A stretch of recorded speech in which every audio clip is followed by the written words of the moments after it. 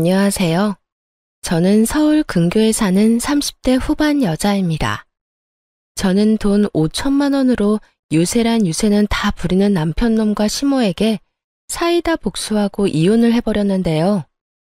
서론이 길어봤자 지루하시기만 하실 테니 다 생략하고 바로 시작해 보겠습니다. 재미있게 들어주세요. 남편과 저는 회사 생활을 하며 만난 커플이었어요. 같은 회사는 아니었고 같은 건물 안에서 일을 하고 있었는데 어느 날 남편이 커피를 자꾸 주더라고요. 일주일 동안 맛있게 드시라며 커피만 주던 남편은 일주일이 지나던 날 저에게 연락처를 물어왔고 전 남편이 꽤 마음에 들었던 터라 연락처를 알려주게 되었죠.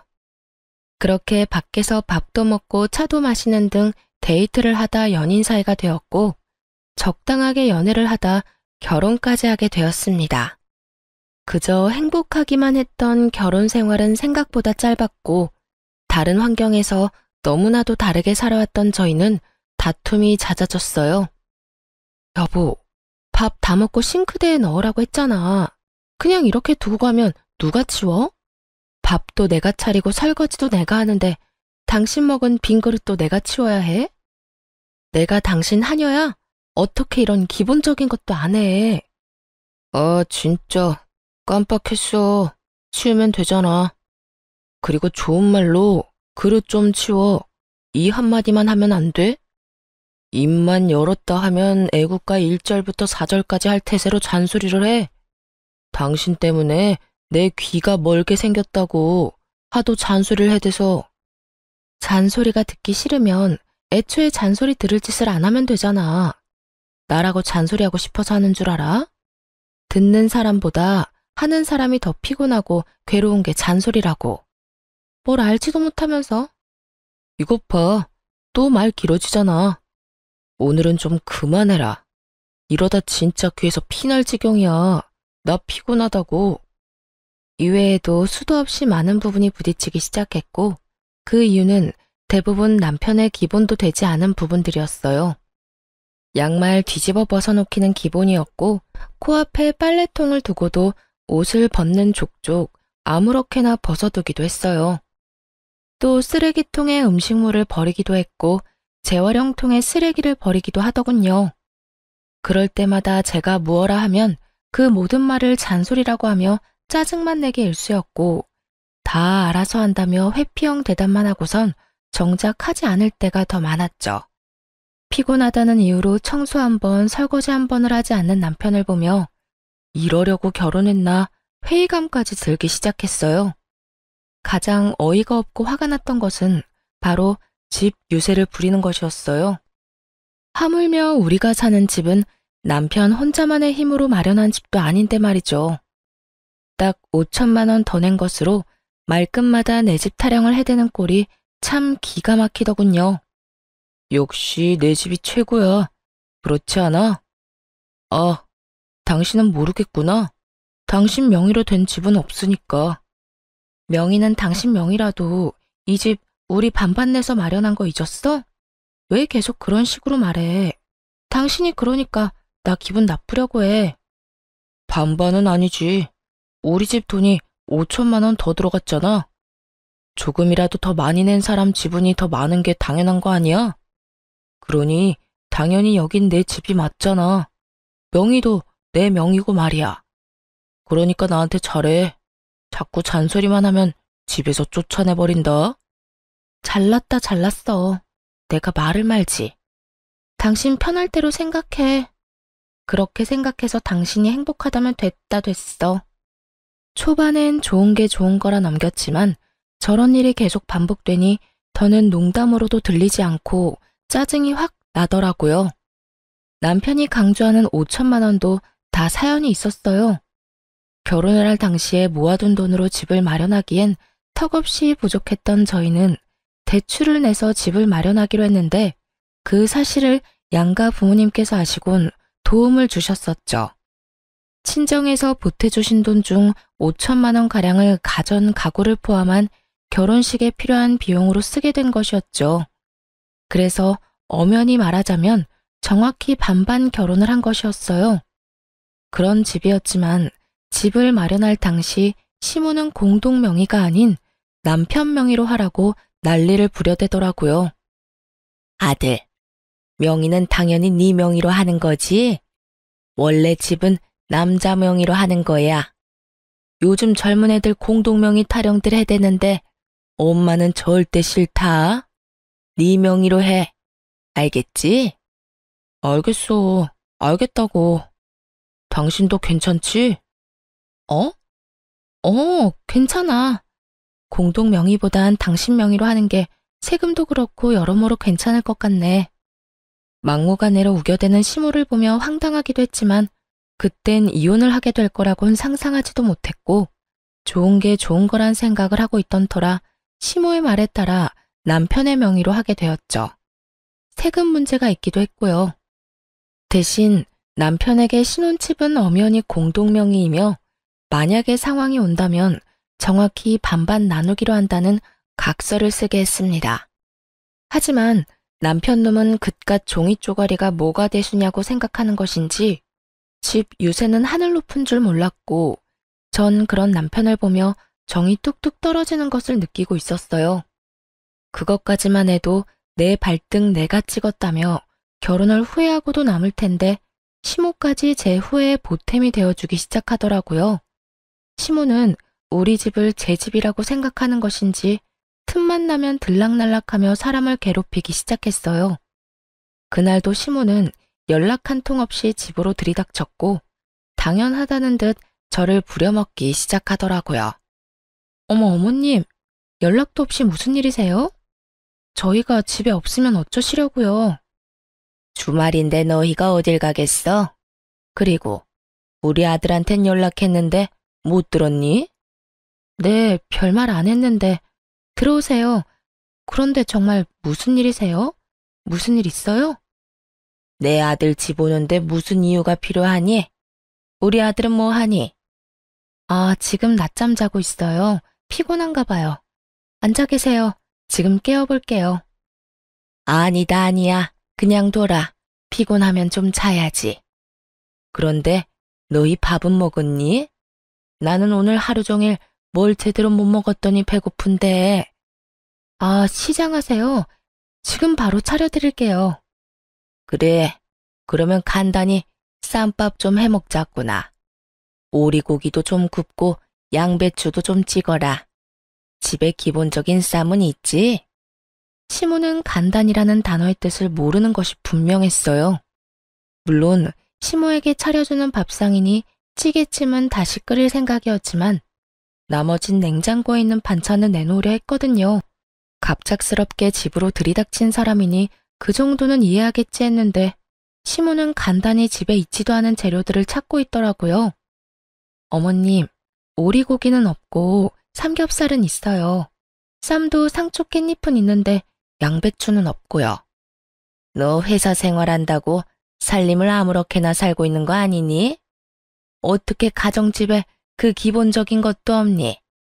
언제부터 그런 것들이 가정집에서 기본적으로 갖춰야 할 재료들이 된 것인지 알 수가 없더라고요.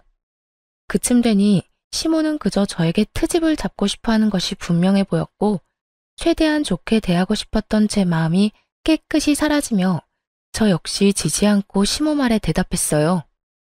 네, 저희 집엔 그런 찬들이 기본은 아니라서요. 그리고 어머님도 아시다시피 냉장고에 이것저것 쌓아두면 뭐 하나요? 신선도만 떨어지고 아차 하는 순간 상해서 버리기밖에 더 하겠어요? 일단 오늘은 그냥 드시고 다음에 연락하시고 오시면 오리고기 준비해 드릴게요. 아, 양배추도요. 그래, 너 잘났다. 잘난 며느리 잘 둬서 밥 한 끼 얻어먹는 게 이리도 눈치가 보이는구나. 그리고 너 아까부터 연락 타령을 해대는데 이 집 엄연히 내 집이기도 하지 않니? 이 집에 들어간 내 돈이 얼만데 아까부터 연락 타령인 거야. 넌 네 집에 갈 때 연락하고 가니? 남편이 누굴 닮아 그 모양인가 싶었더니 시모가 남편과 똑같은 말을 하더라고요. 저는 이번에야말로 확실히 집어줘야겠다는 생각을 했고 시모를 똑바로 바라보며 이렇게 말했어요. 어머님, 이 집이 왜 어머님 집이에요? 엄연히 저희 부부 집이죠. 어머님 돈만 들어간 거 아니고 저희 부모님 돈도 그 못지않게 들어갔어요. 어머님 말씀대로라면 저희 부모님도 이 집에 막 오셔도 되겠네요? 제 말에 시모는 펄쩍 뛰며 이렇게 말하더라고요. 그건 아니지. 이 집 살 때 우리가 5천 더 보탠 거 잊었어? 그러니까 이 집에 대한 권리는 우리한테 더 있다고. 거기에다 이 집 명의도 내 아들 명의인 거 잊었어? 그런 내 집, 내 아들 집에 네 부모들이 왜 와? 내 아들 불편하게. 절대 난 그 꼴은 못 본다. 그 빌어먹을 5천만 원. 할 수만 있다면 시모의 입에다 던져주고 싶은 심정이었어요. 도대체 어느 나라 계산법에 따라 계산을 하면 저딴 결론이 나올 수가 있는 것인지 궁금해지더라고요. 전 다시 한번 정확히 반반 결혼임을 시모에게 말해주었습니다. 그 5천만 원 덜 들어가게 된 것도 이 집에 들인 가전 가구, 저희 결혼에 쓰인 여러 가지에 쓴다고 그렇게 된 거예요. 남편도 동의했고 그중 남편이 쓴 돈도 많고요. 그러니까 엄연히 이 집은 반반 보태서 마련했다고 볼 수 있죠. 그러니 저도 이 집에서 편해야 하지 않겠어요? 남편이 저희 부모님 오면 불편한 만큼 저 역시 어머님이 이런 식으로 오셔서 어머님 집인 양 들쑤시고 다니면 불편하고 힘들어요. 그러니까 연락하시고 오세요. 서로 좀 편하게 살자고요. 시모는 제 말에 얼굴을 붉히기 시작하더니 대바라진 X라는 말을 하고선 집으로 돌아가 버리더군요. 이런 일이 있고 난 후 시모는 저의 말에 잘 따라주더라고요. 너무 잘 말이죠. 시모는 집으로 오고 싶을 때마다 연락을 했고 그 연락의 빈도는 일주일에 5번 정도가 되었죠. 그쯤 되니 매번 거절하는 것도 힘든 상태가 돼버렸고 이리저리 변명을 해도 남편에게 연락을 해서 찾아와 버리더라고요. 그나마 다행이라고 할 수 있는 것은 남편 놈이 평일엔 오지 말라고 해줬다는 것이었어요. 하지만 주말엔 온다는 시모를 막지 않았고 그렇게 부부간의 주말은 없는 것이나 마찬가지였습니다. 시모가 오는 주말은 쉬어도 쉬는 게 아니었어요. 아침 대바람부터 찾아와 저녁 늦게나 돼서 돌아가니 곤욕도 그런 곤욕이 없더라고요. 삼시세끼를 매번 다르게 차려야 하는 것은 물론이고 간식, 과일, 때론 생과일 주스까지 직접 만들어 대령하라고 하니 없는 당직이라도 만들어 회사에 출근하고 싶은 심정이었어요. 그렇게 한 달이 지나가던 어느 날 시모에게 또 전화가 왔고 언제나 그렇듯 또 오겠다고 하더라고요. 결국 전 폭발을 해버렸고 남편에게 화를 내버렸어요. 엄마, 내일 또 온대. 엄마도 많이 적적하신가 보네. 매주 이렇게 우리 집에 오는 거 보니까 말이야. 황당하더라고요. 시모가 혼자 있는 것도 아니고 시부가 버젓이 살아계시는데 적적함이라는 단어가 왜 나오는지 이유를 알 수가 없더라고요. 적적? 지금 적적하다고 했어? 아버님도 계시는데 적적하긴 뭐가 적적하시다는 거야. 아니, 당신 말대로 적적하시다고 해도 이건 아니지. 어떻게 매주마다 결혼한 아들 집에 올 수가 있어? 해도 너무하잖아. 너무하긴 뭐가 너무하냐? 외롭고 심심하면 아들 집 올 수도 있는 거지. 당신이야말로 너무한다 생각 안 해? 다른 사람도 아니고 부모님이 자식 집에 와서 시간 좀 보내겠다는데 이렇게 싫어하는 건 좀 아니지. 부모님이 한평생 우리 곁에 계시는 것도 아닌데 있을 때 잘해드려야 할 거 아니야. 돈 드는 것도 아니고 그저 집에 와서 시간 좀 보내고 싶다는데 그냥 그러려니 하고 넘어가. 그러려니? 당신 같으면 그러려니가 되겠어? 나 지난 한 달 동안 주말에 단 하루도 못 쉬었어. 하루가 뭐야? 깨어있는 시간 내내 제대로 쉬지도 못했다고. 당신만 회사 다니니? 나도 회사 다녀. 나도 일하는 사람이라고. 나도 주말에 쉬어야 하는데 어머님 때문에 제대로 쉬지를 못하고 있다고. 그런데 그러려니? 말이면 다인 줄 알아? 좀 적당히 좀 해, 적당히. 무슨 여자가 입만 뗐다 하면 말이 길어져? 적당히 할 줄을 몰라? 내가 일해서 엄마 온다고 할 때마다 그냥 오라고 하는 거야. 엄마라도 와야 당신이 조용하니까. 그제야 남편 놈이 죽어라 시모를 집에 오게 한 이유를 알겠더라고요. 아니, 잔소리를 하고 싶어서 하는 사람이 세상 천지 어디에 있나요? 다들 알다시피 잔소리를 듣는 사람도 피곤하겠지만 잔소리를 하는 사람도 그 못지않게 피곤하고 감정이 상하는데 남편은 전혀 그런 생각은 하지도 않고 그저 제 잘못으로 몰아가고 있더라고요. 뭐?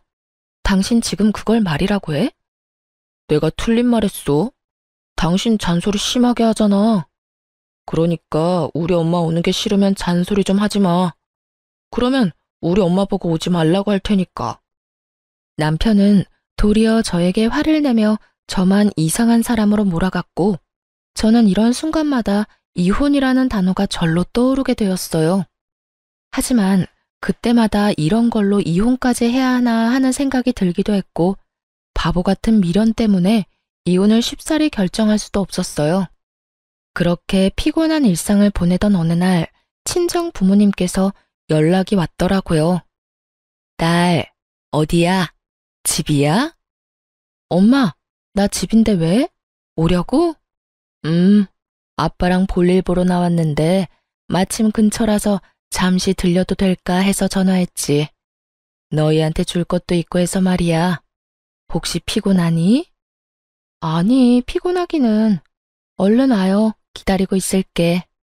집으로 오신 부모님은 양손 가득 먹거리와 함께 영양제 등 몸에 좋은 것들을 사가지고 오셨고 전 이런 부모님을 그냥 보내기가 싫어 식사를 하고 가시라고 했어요.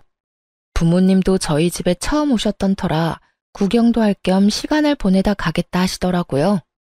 저는 부모님과 대화를 나누는 와중에도 온 신경이 안방에 가 있었어요. 왜냐하면 부모님이 오셨단 걸 뻔히 아는 남편놈이 인사는커녕 안방에서 나오지도 않고 있었기 때문이었죠. 도대체 이게 무슨 경우인가 싶더라고요. 이건 정말 선을 넘는 행동이잖아요. 그래서 전 부모님의 눈치를 살피다 안방으로 들어가게 되었고 방에서 침대에 누워 휴대전화를 보며 낄낄거리는 남편을 보는 순간 화가 머리끝까지 치솟았어요. 당신 지금 뭐해? 우리 아빠 엄마 오는 소리 못 들었어? 들었어. 태연해도 너무 태연한 목소리였어요. 남편은 굳이 길게 말하지 않았지만 그래서 어쩌라고 라는 뒷말이 들리는 듯 하더군요. 전 밖으로 목소리가 새어나가지 않도록 조용히 남편에게 말했어요.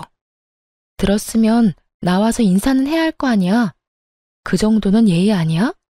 이젠 내가 인사하는 것까지 알려줘야 해? 나 피곤하단 말이야. 그냥 나 잔다고 그래. 깊게 잠들어서 못 깨운다고 하면 되잖아. 정 안 되겠으면 그냥 나 없다고 그래. 내가 아예 안 나갈 테니까. 당신 지금 그걸 말이라고 해? 아무리 피곤해도 우리 아빠 엄마가 왔는데 인사도 안 할 수가 있어. 불편한 걸 어떻게 해? 나 불편한 거 싫단 말이야. 주말엔 마음 편히 쉬어야 평일에 또 열심히 일할 거 아니야. 근데 오셨으면 주실 것만 주시고 가면 되지. 식사는 또 왜 하고 가신다는 거야? 아니, 애초에 주말에 찾아오신 거부터 좀 아니지. 너 진짜 말 다 했어? 네 엄마가 주말마다 찾아와서 삼시세끼 다 먹고 가는 건 되고 우리 부모님은 아예 와서도 안 된다는 이 말이니? 딸이랑 아들이랑 같아? 딸은 시집가서 출가 외인 아니냐. 여전히 침대와 한몸이 되어 입만 살아 움직이는 남편을 보는데 머리털을 다 뽑아주고 싶었어요. 이기적인 논리로 개소리를 하는 남편에게 하고 싶은 말은 많았지만 이야기가 더 길어지면 밖에 계신 부모님이 눈치를 채실 것 같더라고요. 그래서 전 남편을 두고 방에서 나왔고 부모님께는 남편이 피곤하다며 대충 얼버무렸습니다. 아, 남편이 많이 피곤한가 봐. 요즘 회사 일이 바빠서 오늘 아침까지 집에서 일하다가 좀 전에 잠들었거든. 그래서 그런지 깨워도 못 일어나네. 그냥 자게 두고 우리끼리 맛있는 거 먹자. 나중에 일어나면 전화하라고 할게. 아유, 전화도 됐어. 피곤하면 자야지. 밥이야 맨날 먹는 건데 뭘. 그냥 자게 두고 나중에 일어나고 큰 소리 내지 마. 엄마의 말을 듣는데 부모님께 더욱 죄송해지더라고요. 이때껏 제가 너무 바보처럼 참고 살아 남편이 우리 부모님까지 무시하나 하는 생각이 들기도 했고요. 그렇게 시작된 식사 자리, 마냥 좋을 순 없는 상황이었죠. 저는 저대로 웃고는 있는데 웃는 것이 아니었고 부모님은 부모님대로 눈치를 살피시느라 밥을 씹지도 않고 삼키고 계셨고요. 그렇게 눈코 뜰 새 없이 식사를 마친 부모님은 서둘러 돌아가 버리시고 저는 그간 참아왔던 분노가 터져버렸어요. 당신 진짜 해도 해도 너무한다. 우리 부모님을 무시해도 정도가 있지. 어떻게 진짜 안 나와볼 수가 있어? 당신 이거밖에 안 되는 인간이었어? 내가 뭘 어쨌다고 그래. 내가 피곤하다고 안 나간다고 했잖아. 장인어른 장모님이 뭐라고 하신 것도 아니고 식사 잘하시고 가셨으면 된 거 아니야? 당신이 보기엔 잘 드시고 가신 것 같아? 국 반찬은 그대로 있고 밥만 드시더라. 그 밥도 제대로 씹지도 않고 삼키시고. 딸 집에 처음 왔는데 우리 아빠 엄마가 이딴 취급이나 받고 가셔야 했어? 어쨌든 밥은 다 드셨네. 아예 쫄쫄 굶고 간 것도 아니잖아. 아 진짜 사람 피곤하게 좀 만들지 마. 뭘 잘한 게 있다고 화를 내는 남편 놈을 보며 저 역시 참지 않고 쏘아붙였어요. 내가 어머님 왔을 때 어떻게 했는지 기억 안 나? 나도 피곤하고 힘든데도 삼시세끼 다 해드리고 간식에 과일까지 다 대접해드렸어. 내가 한 만큼 해달라는 것도 아니었잖아. 그냥 나와서 인사하고 밥 한 끼 같이 먹자는 건데 그것도 힘들어? 힘들어. 솔직히 말해서 나 당신 부모님들이랑 마주보고 밥 먹는 거 불편하고 힘들어서 너무 싫다고. 그리고 내가 우리 엄마 왔을 때 그렇게 해달라고 했냐? 당신이 착한 며느리병 걸려서 알아서 다 한 거 아니야? 혼자 미움받기 싫어서 다 해놓고선 이제 와서 왜 나한테 이래? 그렇게 싫었으면 당신도 나처럼 아예 방에서 안 나오면 되는 거잖아. 사랑하는 남자의 부모님이기에 잘 대접하고 싶었던 저의 마음을 착한 며느리병이라고 하더군요. 그런 남편의 비수꽂는 말을 듣는데 제 마음속 무언가가 와장창 깨지는 느낌이 들었어요. 착한 며느리병? 당신 정말 그렇게 생각하고 있었어? 와, 진짜 내가 기가 차서 말이 안 나온다. 난 있잖아. 착한 며느리병도 아니고 칭찬받고자 한 일도 아니었어. 난 그저 내가 사랑하는 남편의 부모님이니까. 내가 힘들고 지쳐도 할 수 있는 것까진 최선을 다해 대접해드리고 싶어서 그랬던 거라고. 그러니까 누가 그렇게 하라고 했어? 앞으로 하지 말라고. 그렇게 힘들고 지치는데 왜 해? 당신 바보야? 바보? 그래, 당신 말이 다 맞네. 내가 바보였네. 알겠어. 그러면 앞으로 나도 당신처럼 어머님이 오든 말든 안방에서 안 나와도 상관없다 이거지? 알겠어. 당신 후회하지 마. 후회는 무슨? 당신이 어떻게 하든 후회 안 할 테니까 앞으로 당신도 내가 어떻게 하든 상관하지 마. 결국 남편은 잠자고 있던 제 코털을 건드렸고 정 결혼하고 처음으로 시모의 방문을 기다리게 되었습니다. 며칠 뒤 기다리고 기다리던 시모에게서 집으로 온다는 연락이 왔고 전 안방 열쇠와 먹거리를 챙겨 안방에 들어가 문을 잠가버렸어요. 네, 저는 남편이 권한 대로 그리고 남편이 제 부모님께 한 그대로 하기로 한 것이었죠. 여보, 엄마 왔어. 나와. 여보, 엄마 왔다니까. 뭐 하는 거야 도대체? 문이 왜 잠겨있지? 여보, 여보, 여보! 남편은 밖에서 문을 두드리며 소리를 질러댔고 전 휴대전화로 보고 있던 동영상 소리를 최대치로 올려버렸어요. 이게 무슨 소리야? 쟤 지금 방에서 TV 보고 있니? 이게 감히 시어머니가 왔는데 이게 무슨 짓이야? 어디 버르장머리 없게 인사는커녕 얼굴도 안 내밀어. 저게 나를 무시해도 유분수지 이게 뭐 하는 짓이야? 시모는 노발대발하며 갖은 험한 말들을 쏟아내고 있었고 남편 역시 자기가 한 짓은 기억나지도 않는 것인지 지치지도 않고 문을 두드리더군요. 그렇게 1시간쯤 지났을까요? 시모가 이를 바득바득 깔며 이렇게 말했어요. 내가 가만히 있을 줄 알아? 두고 봐 너. 시모가 돌아가는 소리가 들리고 문을 열고 거실로 나갔더니 남편놈이 씩씩거리며 저를 쏘아보더라고요. 당신 미쳤어? 이게 뭐 한 짓이야? 뭐 하는 짓이긴 다 당신한테 배우고 당신이 시킨 대로 하는 짓이지. 뭐? 당신이 그랬잖아. 다음에 어머님 오시면 나한테도 안방에서 나오지 말라며. 당신 시킨 대로 한 것뿐인데 왜 화를 내? 그 말을 곧이 곧대로 믿는 사람이 어디 있어? 그냥 한 말이잖아. 그냥 당신 잔소리 듣기 싫어서 아무렇게나 나오는 대로 한 아무 의미 없는 말.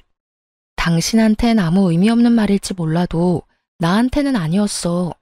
그러게 말을 할 땐 생각을 좀 하고 말을 하지 그랬어. 아, 그리고 어머님껜 당신이 잘 말해줘. 나 회사 일로 너무 피곤해서 휴대전화로 TV 보다가 깊게 잠들어서 몰랐다고 말이야. 아니다. 그렇게 문을 두드리고 고함을 질러대는데 너무 말이 안 되나? 그냥 문 따고 들어가니까 기절해 있었다고 그래. 그래서 병원 다녀왔다고 하면 되겠네. 하여튼 좀 부탁할게. 남편은 자기가 한 짓이 그제야 생각나는지 아무 말도 하지 못하고 그저 저를 계속해서 쏘아보더라고요. 그렇게 쏘아보기만 하던 남편놈은 그나마 생각이란 건 있었는지 시모에게 연락을 해 제가 시킨 대로 알고 보니 제가 잠시 혼절해 병원에 다녀왔다고 거짓말을 했고 시모는 믿는 듯 넘어가더군요. 아무래도 아들이 그렇게 말을 하니 의심쩍긴 하지만 믿고 넘어가는 듯 했어요. 믿지 않았다면 진작 연락이 와 노발대발 화를 냈을 텐데 따로 연락이 오지 않을 뿐더러 찾아오지도 않았으니까요. 그렇게 남편과의 신경전이 계속되며 이혼이 가까워지던 어느 날, 한동안 잠잠했던 시모에게서 연락이 왔더라고요. 예, 회사니? 네, 회사예요. 바쁠 테니 본론만 말아마. 집 비밀번호 뭐니? 네? 비밀번호요? 그건 왜요? 왜긴 왜야. 집에 들어가려고 그러지. 그러니까 주인도 없는 집에 왜 들어가시려고 하냐고요. 다름이 아니라 우리 장남이 이혼을 했다지 뭐냐. 아직 네 시아버지는 몰라서 잠시 거기서 지내야 하겠다. 산 넘어 산인 상황이었어요. 힘들게 시모를 못 오게 했더니 이젠 아예 시숙이 와서 살겠다고 하니 산 넘어 산이 아니겠어요? 가족끼리 어려우면 도울 수도 있다고들 하시는데 저 역시 그렇게 생각합니다. 그런데 저딴 시댁 식구를 가족이라고 할 수 있는 것인지 의문인 상황에서 시숙까지 데리고 살아야 한다는 건 말도 안 되는 소리일 뿐더러 절대 용납해서도 안 될 일이었죠. 아무리 상황이 그렇다고 해도 그건 아니죠. 제가 왜 아주버님까지 데리고 살아야 해요? 그것도 저희 집에서요. 얘가 아직도 이러네. 그 집은 네 집이 아니라 내 집, 우리 아들 집이라니까. 그러니까 내 아들이 거기서 지내는 건 어찌 보면 당연한 일 아니니? 그러니까 계속 같은 말 시키지 말고 얼른 비밀번호부터 말하거라. 어머님이야말로 말도 안 되는 소리 좀 그만하세요. 어찌 되었든 전 비밀번호는 절대 못 알려드리니 그런 줄 아시라고요. 됐다. 내 아들한테 물으면 그만이지. 끊어라. 내가 너하고 무슨 대화를 하겠다고 너한테 전화를 했는지. 괜한 시간 낭비만 하고 기분만 상했어.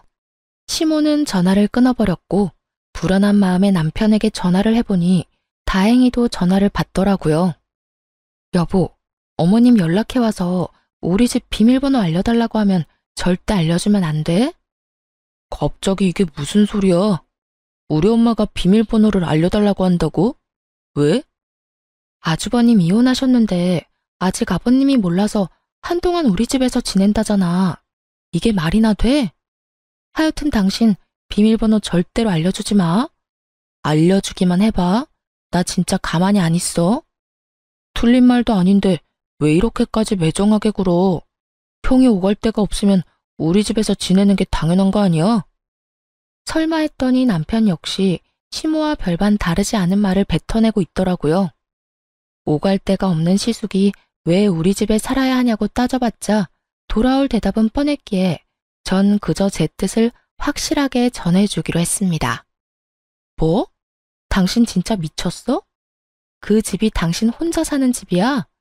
그 집, 우리 부부 집이야. 그런 집에 왜 아주버님이 사냐고.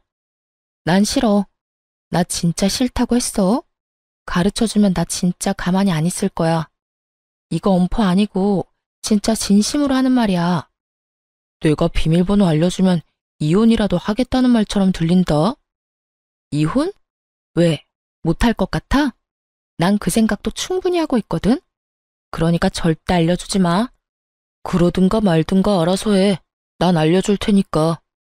여기까지만 해도 충분히 화가 나는데 바로 이어지는 남편의 말은 정말 가관이었어요. 이혼? 웃기고 있네. 네가 얼마나 계산적인 여잔데 집을 포기하면서까지 이혼하겠어? 집, 내 명의인 건 알고 있지?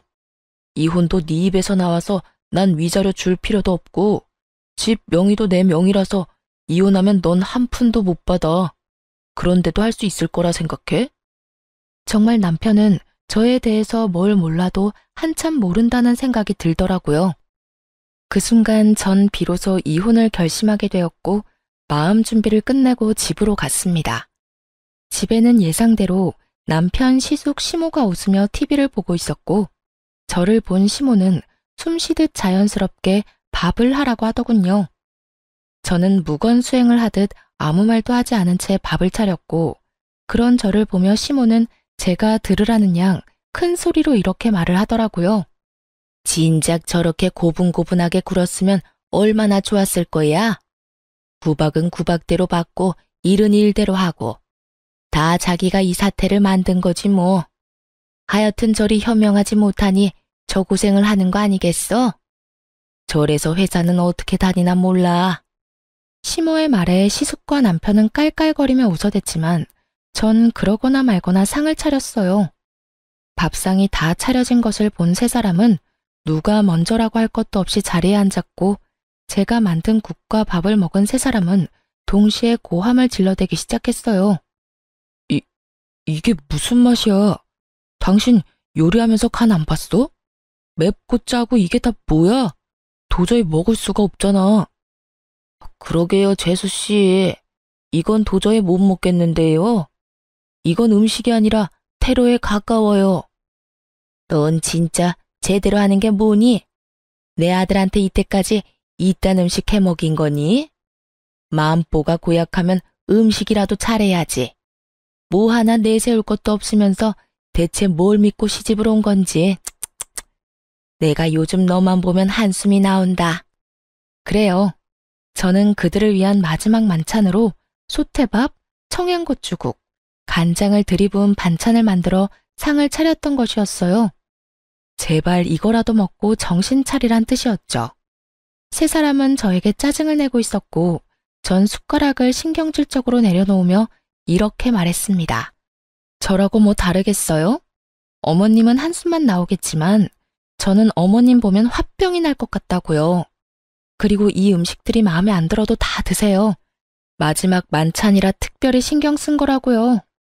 마지막 만찬이라니 너 그게 무슨 말이냐? 뭐 무슨 이혼이라도 하겠다는 말이야? 네, 저 이혼하려고요. 그러니 이혼한 두 아들 끌어안고 잘 사세요. 행복하게 잘. 자극적인 음식에 물만 벌컥벌컥 마셔대던 남편놈은 제 입에서 이혼 소리가 나오자 물잔을 내려놓고선 저에게 따져묻기 시작했어요. 당신 진짜 왜 그래? 아까 내 말 다 듣고도 이혼하겠다는 말이 나와? 당신 나하고 이혼하면 땡전 한 푼 없이 쫓겨나는 거랑 마찬가지라고. 그래도 나랑 이혼하겠다는 말이 나와? 그건 네 생각이고 설사 한 푼 못 받는다 해도 난 너랑 이혼할 거야. 더는 너 같은 인간이랑 살고 싶지도 않아. 뭐? 너 같은 인간? 당신 진짜 말 가려가면서 못해? 여기 우리 엄마도 계신 거 몰라? 그렇게 어른 공경할 줄 아는 놈이 우리 부모님 왔을 땐 그따위로 행동했어? 말 가릴 줄 아는 놈이 나한테는 그따위로 말했냐고. 다 네가 하는 대로 돌려받는 줄 알아. 남편은 지은 죄가 있으니 입을 닫아버렸고 시모는 남편이 저에게 밀린다 싶으니 나서기 시작했어요. 아들, 됐다. 그냥 이참에 이혼해버려. 들었지? 당신 엄마도 이혼하라고 하잖아. 그러니까 구질구질하게 굴지 말고 이혼 좀 하자. 너 지금 구질구질이라고 했니? 아무리 본데 없이 컸다 해도 그렇지 어른 앞에 두고 어떻게 그딴 말을 짓거릴 수 있는 거야? 제가 본데 없이 컸으면 어머님은 아들을 얼마나 엉망으로 키웠길래 둘 다 저 모양 저 꼴이에요? 남의 집 귀한 자식 욕하기 전에 어머님 자식 교육이나 똑바로 시키세요. 이혼할 마당에 겁날 것이 없었던 저는 하고 싶은 말을 그냥 다 해버렸고 시모는 이런 저를 보며 화를 내려나 싶더니 이내 입을 다물곤 남편에게 이렇게 말하더군요. 얘 말하는 거 다 들었지 아들? 그냥 이혼해버려. 그렇지 않아도 저딴 며느리 갈아치우고 싶었는데 잘 됐어. 집도 네 명이겠다. 너한텐 이혼이 여러모로 이득이니 그냥 해버리고 좋은 여자 찾아서 재혼이나 하거라. 집 있겠다, 능력 있겠다.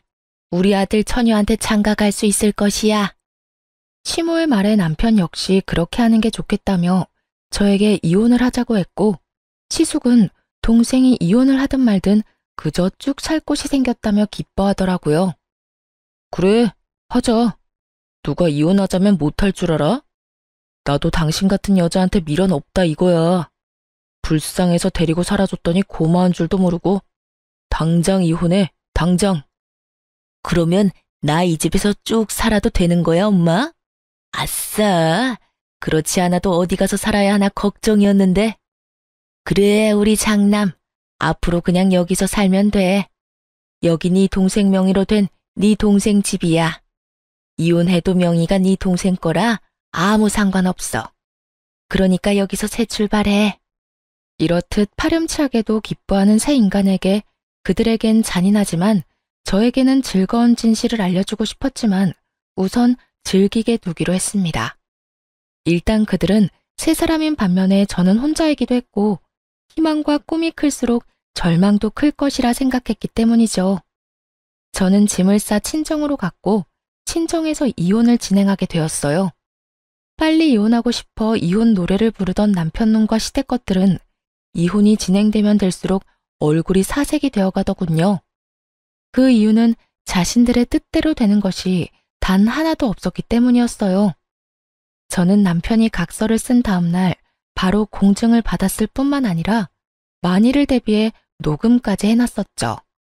온전히 자신의 것이라고 믿어 의심치 않았던 남편 명의의 아파트는 각서 내용대로 정확히 반반으로 나누게 되었어요. 거기에다 시모가 저를 부려먹은 대화 역시 통화 녹음과 문자로 보관 중인 상태였죠. 그렇게 남편과 시모는 저에게 위자료까지 주게 되었습니다. 이혼이 마무리되던 날 전 남편 놈은 눈물까지 고인 눈으로 저를 노려보더라고요. 그러다 울겠다. 지금 안 울게 생겼어? 아파트에 위자료까지. 생각지도 못한 돈이 너한테 다 들어가게 생겼는데. 생각지도 못했다는 사실이 난 놀랍다 놀라워. 내가 보탠 돈이 있는데 그깟 명의 하나 때문에 다 네 몫이 될 거라 생각했어?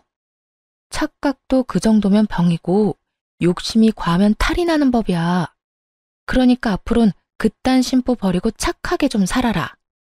전 남편은 끝까지 저를 노려봤고 전 콧노래를 부르며 이혼을 할 수 있었습니다. 저의 복수는 이것이 끝이 아니었어요. 오히려 이제부터가 시작이었죠. 전 이혼을 진행하며 전 시부에게 전화를 걸어 전 시숙을 이혼 사실과 함께 전 남편과 이혼하게 된다는 사실 역시 알리며 이혼 사유에 대해 낱낱이 밝혀버렸어요. 시부는 머리 끝까지 화가 나 집을 살 때 보태주셨던 모든 돈과 지원을 끊어버림과 동시에 세 사람을 집에서 쫓아내버리고 전 시모와 이혼을 진행 중이라고 하더군요.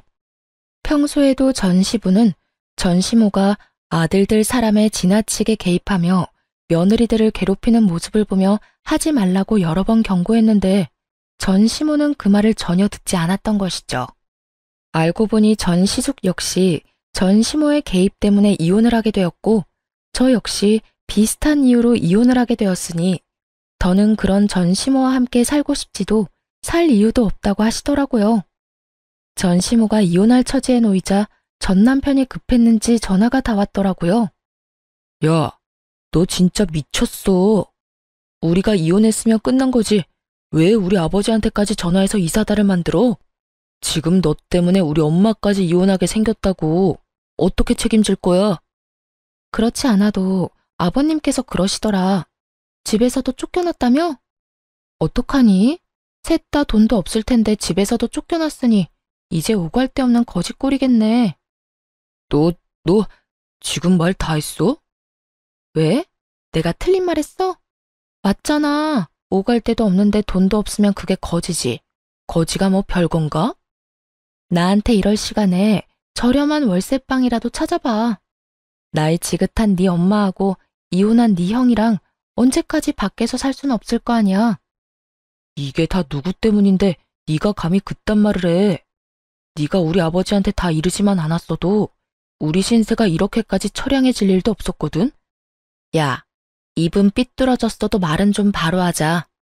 일이 이렇게 된 건 너랑 네 엄마 때문이야. 네 형도 한몫하기도 했고. 잘못은 너랑 네 가족이 다 해놓고 왜 애먼 사람 잡고 난리야? 하긴 지금까지 이 모양 이 꼴이니 아버님이 자식까지 다 내쫓아버렸겠지. 안 봐도 뻔하다. 야, 난 더는 너 같은 인간이랑 말씨름하고 싶지도 않거든? 그러니까 전화 끊어. 차단할 거니까 다신 연락도 하지 말고. 오고 가다 마주쳐도 아는 척도 하지 말자 제발. 저는 전화를 끊고 차단을 해버렸습니다. 그 후 전 남편과 전 시모, 전 시숙은 단칸방을 얻어 들어갔다고 하더라고요. 이혼한 전 시모와 이혼한 아들 둘이 한 집에서 오손도손 잘 살아가는 꼴이 참 볼만하다 싶었네요. 이혼을 하고 난 후 친한 회사 동료들은 저에게 이혼 사유를 물어왔고 전 숨기지 않고 모든 사실을 말해주었어요. 제가 잘못한 것도 아니었기에 굳이 숨기고 싶지도 않더라고요. 소문은 빠르게 퍼져나갔고 결국 사람들의 손가락질을 버티지 못한 전 남편은 사표를 쓰고 회사를 그만두게 되었다는 이야기가 들려왔어요. 이젠 회사까지 그만두면 다신 볼 일이 없을 거라 생각했는데 회사를 그만두는 날 전 남편이 저를 찾아왔더라고요. 야, 너 진짜 이렇게까지 해야 했어? 내가 뭘? 네가 소문냈잖아. 우리가 왜 이혼하게 됐는지. 아름다운 이별 몰라? 끝까지 이렇게 더럽고 치사하게 굴어야겠어? 아름다운 이별 같은 소리 한다. 너는 아름다운 이별을 하고 싶어서 아파트 혼자 다 가지려고 했어? 그것도 너 혼자 산 집도 아니고 반반 보태서 마련한 집을? 양심이 없어도 적당히 없어야지. 다 네가 지은 죄값, 네가 다 받는 거라고 생각해. 그리고 소문 중에 틀린 말도 없었잖아. 안 그래? 틀린 말은 없었어도 그렇게까지 다 말할 필요는 없었잖아. 그냥 성격 차이라고 해줄 수는 없었어? 그래도 우리가 살았던 정이 있는 건데 이렇게까지 나를 끝까지 몰고 가야만 했었냐고. 난 그저 묻길래 있는 사실 그대로 말해준 것뿐이야. 그리고 소문이 어떻듯 당신 당당했잖아. 당신은 이혼하는 그 순간까지 나한테 잘못한 거 없다고 했던 사람이야. 그런 사람이 이제 와서 사람들이 욕하고 손가락질하니까 부끄럽긴 한가 보다. 잘못된 행동이란 걸 느끼기는 하는가 봐. 아니거든. 난 여전히 내가 잘못했다고 안 생각하거든. 그래? 그렇게 생각해서 당신 마음이 편하다면 그렇게 생각해. 이젠 난 당신이 어떻게 생각하든 아무 상관도 없는 사람이니까. 그러면 난 바빠서 이만 가볼게. 이젠 다신 마주치지 말자.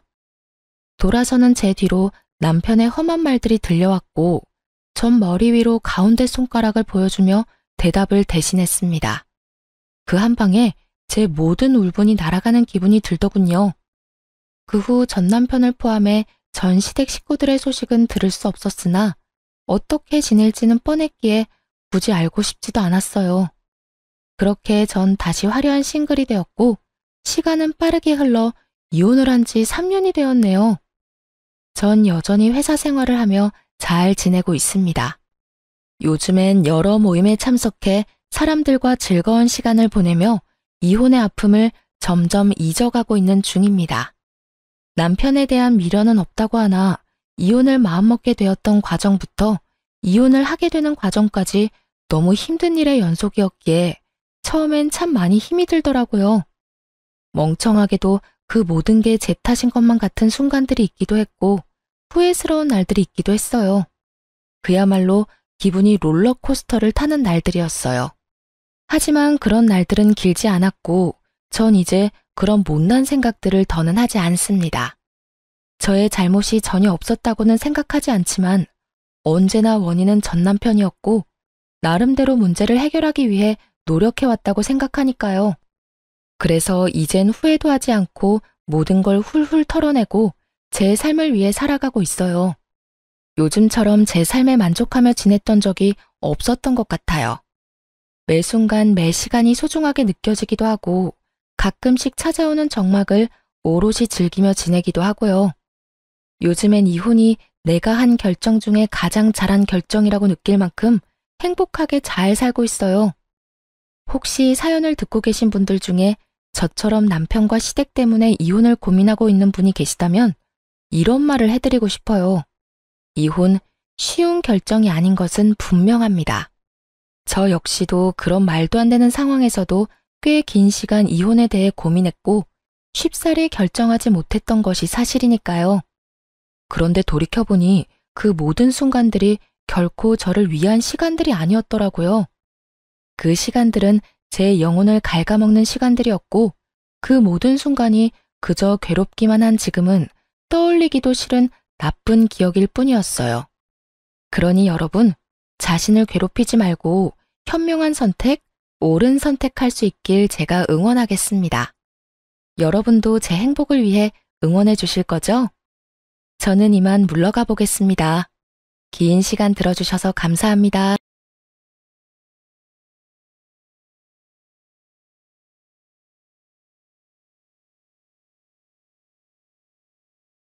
안녕하세요. 저는 얼마 전에 보수적인 시댁과 이별에 성공한 40대 두 아이를 키우는 평범한 여자예요. 옛날 사람들은 보통 보수적이라고 하잖아요. 그런데 저희 시댁은 그것보다 더 심했어요. 남편은 3대 독자이고 시부는 남자는 하늘, 여자는 땅이라는 말을 밥보다 더 많이 했거든요. 이렇게 이야기하면 왜 그런 결혼을 했냐고들 해요. 그때는 시부보다 남편을 더 믿었기에 그런 선택을 했는데 그게 문제가 있었다는 걸 나중에 알게 됐죠. 저는 대학을 졸업하면서 일찌감치 창업을 해서 독립하게 된 경우였고 남편은 그 근처 중소기업에서 일하는 평범한 회사원이었어요. 제가 남편을 택한 이유는 딱 한 가지였어요. 상냥하고 부드럽고 폭력적이지 않다는 거요. 저의 친부는 술만 마시면 사람을 때리는 개차반 같은 인간이었거든요. 솔직히 지금도 입에 올리고 싶지도 않고 머리로 떠올리기도 싫어요. 그런 친부와 정반대의 사람이 남편이었어요. 무슨 일이든 트러블을 만들려고 하지 않았고 언제나 나긋나긋한 말투를 썼어요. 그렇지만 모든 사람이 완벽할 순 없잖아요. 남편도 문제가 있었어요. 줏대가 없다는 거였죠. 그렇지만 제가 남편 몫만큼 뚝심이 있었으니 그때는 이마저도 괜찮다는 생각이 들었거든요. 이 사람과 결혼하면 내가 그리던 결혼 생활을 할 수 있을 거라고 생각했는데 그 생각은 시부를 만나고 바뀌었어요. 그래, 아가씨 부모님이 안 계신다고? 아가씨가 잘 알고 있겠지만 우리 아들이 워낙 귀한 손이야. 3대 독자야, 3대 독자. 그런데 아가씨처럼 부모 없는 여자한테 장가 간다는데 내가 기분이 좋을 리가 있겠소? 그리고 아가씨는 일도 하잖아. 자기 가게다 뭐다 말만 좋지 남편 아래로 알고 내줘도 못할 것 같은데 나는 이 결혼 반대야. 살다 살다 일을 한다는 이유로 자기 아들이랑 결혼시키지 않고 싶다는 말을 들을 줄이야. 지금도 그렇지만 당시에도 맞벌이가 많았거든요.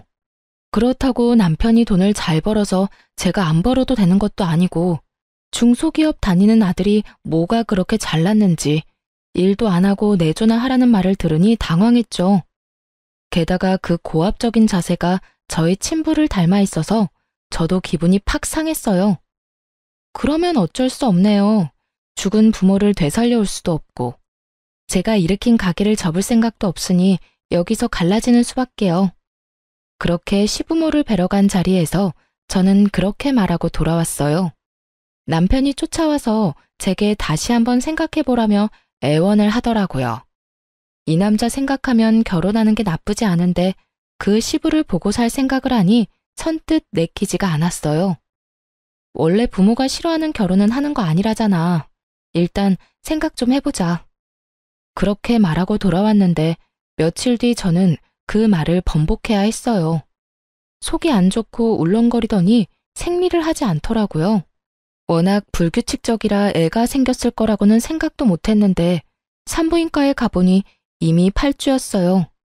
아이의 심장이 뛰고 있더군요. 그 길로 남편을 찾아가 말했어요. 애가 생겼다고요. 남편은 뛸 듯이 좋아했어요. 자기가 아빠가 된다는 것도, 저와의 결혼이 어떻게든 이루어질 수밖에 없다는 것도 그 사람에게는 모두 좋은 일이었던 것 같아요. 그렇게 20주째 되는 날 시댁에 다시 갔어요. 아버지, 저 이 사람하고 무조건 결혼할 겁니다.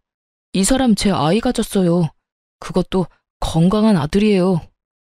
제가 임신을 했다는 말에 시부의 눈이 동그래지더니 아들을 가졌다는 말에는 크게 한박웃음을 짓더군요. 아들? 진짜 아들 맞다고 하던? 네, 16주에 이미 아들인 거 확인했고 여기 오기 전에 한 번 더 확인했어요. 아들이 확실하답니다. 그러니까 저희 결혼 허락해 주세요. 제 손을 꼭 잡은 남편을 지그시 보던 시부가 고개를 끄덕이더군요. 손 귀한 집안의 아들을 먼저 안겨주다니 이 결혼을 허락 못할 것도 없지. 내가 저번에 그렇게 말한 건 너무 마음에 담아두지 말거라. 늙으면 이래저래 걱정이 많은 법이야.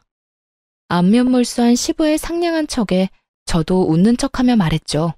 네, 걱정하지 마세요. 마음에 담아두지는 않을 테니까요. 그래, 아가 너는 당분간 우리 손주 안 아프게 출산에만 힘쓰도록 해라. 혼인신고는 오늘 가서 하도록 하고. 그렇게 어렵사리 시부의 허락을 얻어 저희는 결혼에 골인할 수 있었어요. 아이만 생각하라며 일도 그만두길 원했던 시부였지만 제 뱃속에 아이가 있다 보니 크게 뭐라고 하지는 못하더라고요. 스트레스 받아서 애가 어떻게 될지 모른다고 얼마나 조심하는지. 그때가 제 결혼 기간 중 제일 스트레스 덜 받았던 때였을 거예요. 당시 제 가게는 안정적인 수입을 창출하고 있었고 돈도 꽤 벌고 있었어요. 남편 수입보다 더 많은 순수익을 벌어들였으니 생각보다 꽤 괜찮은 편에 속했죠. 그래서 가게를 그만둘 생각은 눈꼽만큼도 없었어요. 이걸 어떻게든 잘 키워서 돈을 더 벌어서 모아야겠다는 생각뿐이었죠. 아이를 낳았을 때도 아기 없고 가게에서 계산대를 지켰어요. 저 대신 일해줄 직원 한 명 뽑고 저는 아이를 안고 가게를 지켰어요. 장사하는 사람에게 육아휴직 같은 게 있을 리 없잖아요. 남편이 육아휴직을 쓸 수 있는 것도 아니어서 일도 육아도 모두 오로지 제 몫이었어요. 그래도 그게 힘들다고 생각한 적 없었어요. 아기는 아기대로 이쁘고 가게는 가게대로 좋았으니까요. 30대 중후반 치고는 건강했던 몸도 한몫하긴 했죠. 체력이 웬만한 여자들보다는 좋았으니까요. 그렇게 아이가 돌잔치를 할 무렵에는 어린이집을 보낼 생각으로 여기저기 알아보고 있었어요. 그런데 돌잔치하러 올라온 시부가 제게 그러더군요. 아가, 우리 손주 데리고 일주일에 3일 정도는 시댁에 내려오거라.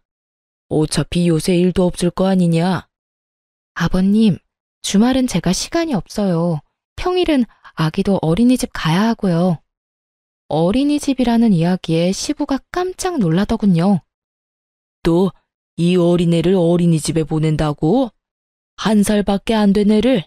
정신이 있는 거냐? 우리 귀한 장손 어린이집 보냈다가 병이라도 옮아오면 어떡하려고 그러냐? 그만둬. 그리고 너도 일 그만두고 애나 봐라. 그 가게 그것도 정리하고. 애비가 벌어오는 돈만으로도 충분해. 아버님, 무슨 걱정하시는 건지는 알겠는데요. 저희 맞벌이 아니면 생활비가 안 돼요. 애가 생겨서 돈 들 곳도 많은데 가게까지 없으면 정말로 저희 아무것도 못해요. 네가 아꼈으면 될 일이야. 아무렇게나 돈 펑펑 쓰니까 돈이 모자라다고 하지. 아껴서 필요한 데만 쓰면 돈이 왜 없겠어? 시부는 전혀 모르고 있더군요. 자기 아들이 얼마를 버는지. 그리고 며느리가 그보다 얼마나 더 많이 버는지도요. 그렇다고 시부 앞에서 남편 기죽이고 싶지는 않았어요. 그리고 너 가게 일 바쁘다고 내줘도 못하고 그러는 거 내가 다 알고 있어. 우리 아들이 얼마나 귀한 아들인데. 아침 저녁 꼬박꼬박 해먹이고 안 아프도록 집에는 신경 안 쓰도록 해줘야 한다고. 가만 보니 요새 전화할 때마다 골골대는데 그거 너한테도 문제가 있는 거 아니냐? 네가 내조를 잘하면 애가 아플 일이 있겠어? 정말 억울했어요. 남편이 여름 감기에 걸린 이유는 일 마치고 집에 와서 에어컨 바로 아래서 컴퓨터 게임을 하느라 그런 거였거든요. 애를 봐줬거나 집안일을 하느라 그런 것도 아닌데 그걸 제 탓으로 몰아가는 시부에게 화도 났죠. 저는 시부의 그런 모습에 남편을 시부 옆에 세워두고 애 분유 먹여야 한다는 이유로 아이와 함께 밖으로 나갔어요. 시부 잔소리를 듣기 싫을 때마다 이런 방법으로 그 자리를 회피하곤 했어요. 시부는 제게 하루에 한 번 전화해서 일을 그만두라며 강요하기 시작했어요. 그 스트레스가 극에 달할 때쯤 시부에게서 연락이 뚝 끊겼어요. 왜인지는 모르겠지만 먼저 연락하고 싶지는 않았어요. 이대로 아무 연락 없었으면 좋겠다는 생각으로 오랜만에 편안한 마음으로 일을 하고 돌아왔는데 남편이 제게 잠깐 할 이야기가 있다고 하더군요. 왜 그래? 얼굴이 안 좋은데? 무슨 일 있어? 여보, 혹시 돈 좀 모아둔 거 있어? 이런 말하기 민망하긴 한데 돈 좀 빌려줄 수 있을까? 저와 남편은 통장을 합치지는 않았어요. 그래서 남편은 차 대출금과 아파트 공과금 정도를 맡았고 저는 생활비를 담당했어요. 무슨 일인데? 아버지가 보증을 잘못 썼는지 지금 당장 아버지 살고 있는 집 날아가게 생겼어. 제발 부탁이야. 한 번만 도와주라, 응? 빚이 거의 2억이래. 지금 그 빚을 갚아달라는 거야? 그건 아니지. 아버지 살고 계시는 지방 아파트 팔면 2억 좀 더 나와. 그걸로 빚 갚으면 살 곳이 없으시니까 집을 하나 해드렸으면 하는데 그거보다 싼 걸로. 사실 나는 우리 집으로 모셔도 되기는 한데 그건 당신이 싫잖아. 눈치를 보며 말하는 남편을 보며 저는 눈을 질끈 감았어요. 돈을 빌려주지 않으면 우리 집에서 그 꼴 보기 싫은 시부와 함께 살아야 한다는 생각에 머리가 지끈거리더군요. 아버님은 도대체 무슨 생각으로 보증을 선 거야? 빚 보증이 얼마나 무서운데. 그리고 당신은 모아둔 돈 없어? 미안. 나한테 한 1,000만 원 정도 있는데 그거라도 보탤게. 10년 넘게 같이 살며 고작 1,000만 원 모았다는 것도 열이 받았지만 시부가 친 사고에 비하면 화낼 일도 아니었죠. 그래서 제가 그랬죠. 도와줄게. 대신 집은 내 명의로 살 거야. 내가 돈 내는 거니까. 그걸로도 괜찮으면 도와줄게. 10년을 넘게 일하며 모아놓은 돈을 시부에게 써야 한다는 건 너무 아까웠지만 제 명의라면 남는 건 있을 거라 생각했어요. 그랬더니 남편이 너무 고마워하며 제 손을 꼭 잡더군요. 여보, 고마워. 아버지한테는 내가 이야기할게. 당신은 아무것도 안 해도 돼. 그렇게 남편은 좋은 소식을 시부에게 전하러 갔고 저는 속이 쓰려오는 걸 느꼈어요. 그래도 제가 해준 걸 알면 시부가 더 이상 제게 잔소리를 하지 않겠지 하는 생각도 했어요. 시부가 제게 빚을 지는 거나 다름없으니까요. 그렇게 시부가 아파트를 팔아 친구의 빚을 갚고 저는 그 사이에 봐두었던 2억짜리 집을 계약했어요. 그리고 새 집으로 이사 들어가는 날 모른 척하고 있기도 뭐해서 남편과 함께 이사를 도와주러 갔어요. 그런데 시부가 저를 보더니 또 잔소리를 하더군요. 너 여태 일하고 있어? 내가 일 그만두라고 하지 않았냐? 남의 손에 애 맡기는 게 그렇게 좋아? 나 같으면 걱정이 돼서 아무것도 못할 것 같은데. 맞벌이 무조건 해야 한다는 것도 거짓말이었지? 이거 봐라, 이 집, 네 남편이 해준 거야. 네 남편 능력이 이렇게 좋은데 뭐하러 일을 해? 당장 푼돈 버는 일 그만두고 아들 내조나 해. 그리고 이참에 애나 하나 더 낳아라. 빚보증 잘못 써서 평생 일군 집 한 채 다 날린 시부가 집 사준 사람한테 푼돈 그만 벌고 애나 낳으라는 말을 들으니 순간 머리가 획 돌더라고요. 아버님, 말씀을 어떻게 그렇게 하세요? 이 집에 이사하게 된 게 누구 때문인지 잊지는 않으셨죠? 그리고 잘 모르시는 것 같은데 이 집 제 명의로 제 돈 주고 산 집이거든요? 한 번만 더 남편 내조해라 일 그만두라 말씀하시면 저 지금 당장 이 집 팔아버릴 거예요. 제 말에 시부가 깜짝 놀란 얼굴이 되더니 급기야 울그락불그락 씩씩대기 시작했어요. 애비야, 이게 다 무슨 말이냐? 너 이 집 네 돈으로 산 집이라고 하지 않았어? 그런데 애미가 왜 저런 소리를 하는 거야? 아버지, 그게요. 실은 저도 돈을 조금 보태기는 했어요. 그리고 제가 언제 제 돈이라고 했어요. 제가 모은 돈에 아내가 모은 돈 합해서 드리는 거라고 했잖아요. 네가 보탠 돈이 얼마야? 1,000만 원이요. 남편 대답에 시부가 이마를 짚더니 그 자리에서 한숨을 푹푹 내쉬며 남편에게 그러더군요. 너 지금 당장 나 따라 들어와. 시부가 귀신 같은 얼굴로 말하자 남편놈 얼굴이 완전 울상이 되더군요. 벌벌 기며 시부에게 변명하는 남편을 보니 이게 무슨 상황인지 감이 왔어요. 남편에 부딪히고 싶지 않은 성격은 시부와의 트러블을 피하고 싶은 마음에서 오는 거였더라고요. 그러니 이번에도 이야기할 때 와이프 돈이라고 하면 시부가 화낼 것 같으니 적당히 자기 돈을 더 많이 내고 아내는 조금 보탰다고 이런 식으로 이야기한 거였더라고요. 시부는 그 말을 철석같이 믿고 이만한 돈을 마련한 아들의 능력을 높이 사서 저한테 이걸 빌미로 일을 그만두라고 잔소리한 거고요. 자기가 잘못은 했지만 아들이 그만큼 만회하고 있으니 저한테 큰 소리치고 싶었던 모양이었어요. 이번에 시부가 체면을 구겼으니 저 보기가 좀 꺼려졌을 테니까요. 그런 와중에 오히려 저한테 더 큰 소리치고 싶었던 건지도 모르죠. 그런다고 이미 망한 이미지가 되살아나는 것도 아니고 빚보증 섰던 게 없던 일이 되는 것도 아닌데 말이죠. 어쨌든 그렇게 안방으로 끌려 들어간 남편은 시부에게 먼지 털리도록 맞고 욕을 한 바가지를 들었어요. 근데 웃긴 건 시부가 나한테 무례하게 군 건데 애먼 남편 놈만 혼내고 저한테는 사과 하나 없던 점이었어요. 그래도 저는 이해했어요. 왜냐하면 그 뒤로 시부가 저한테 잔소리 전화를 한 통도 안 했거든요. 큰 돈을 썼지만 일단 내 이름으로 된 내 돈으로 묶여있고 시부의 잔소리까지 막아줬으니 지출이 아니라 투자라고 생각하자고 저 편한 대로 생각하기로 했어요. 그렇게 시부의 일이 어떻게든 해결되고 그 뒤에는 정말 마음의 평화만이 있을 줄 알았어요. 그런데 삶이라는 게 어떻게 이렇게 제 마음대로 안 되는지 한창 가게가 잘 되던 중에 감염병이 터진 거였어요. 대한민국 자영업자들의 무덤을 만들던 그 질병은 저희 가게도 휩쓸었어요. 동네 손님 위주의 배달을 하지 않던 저희 가게는 그야말로 매출이 직각으로 추락하기 시작했어요. 아니, 추락이 아니라 터진 직후에는 0이었죠. 가게를 접어야 하는 게 아닌가 고민을 해야 할 정도였어요. 직원들도 모두 내보내야 했어요. 그래도 배달을 적극 활용하면서 조금이나마 입에 풀칠은 할 수 있게 됐어요. 그렇지만 나가는 돈이 있으니 그 정도 벌어서는 벌어들이는 순수익이 없었어요. 팔아도 적자를 면하지 못하는 상황이었죠. 모아둔 돈이라도 수중에 있었다면 차라리 싹 다 접고 새로 시작할 생각을 할 수도 있었겠지만 모아둔 돈을 시부집 사느라 다 썼으니 남은 것도 없었어요. 여보, 가게 지금 너무 어려워.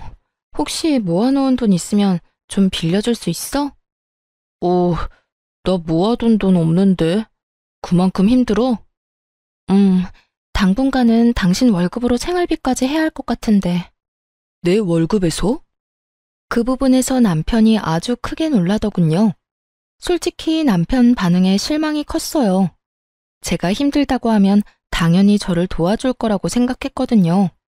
돈을 빌려주지는 못하더라도 같이 고민해주진 않을까 생각했는데 자기 월급에서 생활비 써야 한다니 그제야 놀라는 걸 보니 이 사람은 내 가게가 망하든 말든 상관없구나 하는 생각이 들었거든요. 그런데 그게 아니었어요. 남편은 저를 생각해줄 만큼 형편이 좋지 않았더라고요. 여보, 사실은 나 돈 진짜 한 푼도 없어. 지금 들어오는 월급도 대출로 다 나가고 있는 실정이라. 무슨 대출? 신용대출? 대출을 왜 받았어? 이때까지 내가 생활비 다 부담해서 당신 돈 쓸 일도 없었을 텐데. 그게 나도 생활비 좀 벌어보려고 코인 했거든. 코인이라는 말에 순간 눈앞이 캄캄해지더군요. 코인의 마지막이 대박인 사람이 그리 많지 않잖아요. 이 말을 이 최악의 순간에 들으니 마치 지독한 악몽을 꾸고 있는 기분이 들었어요. 대출 받아서 코인 했으면 다 빼면 되잖아. 손 털고 나오면 그만 아냐? 제발 별거 아니었으면 하는 마음에 가볍게 말해봤는데 남편 얼굴 표정은 별거 아닌 얼굴이 아니었어요. 잔뜩 눈치를 보는 그 표정을 제가 모를 수가 없었죠. 사고를 치기는 쳤구나. 그 생각부터 들었어요. 그래서 다그쳤죠. 설마 마이너스야? 얼마나 마이너스인데? 대출을 왜 받은 건데? 있는 돈으로 한 거 아니었어? 그게 대출을 여러 군데 받았어. 차 담보로 대출 받고 또 있지? 그게 집 담보로 대출도 받고. 뭐? 집은 공동명의인데 무슨 대출이야. 내 허락 없이 대출 못 하잖아. 그게 대출한 곳이 내가 아는 사람이 일하는 곳이었거든. 물어보니까 가능할 수도 있다고 해서 했는데 되더라고.